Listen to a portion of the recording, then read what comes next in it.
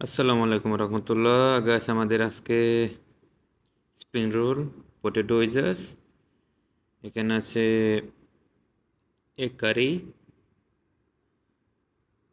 আর এখানে আছে scramble egg আর আমাদের এখানে আছে সেলারি লিক্স অনিয়ন ভেজিটেবলস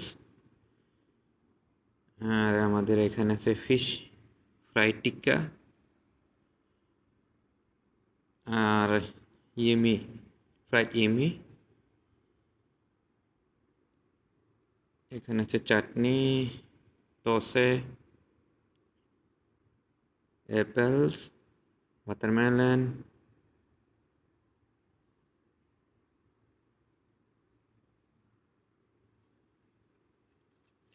এখানে আছে স্যালাড লেটুস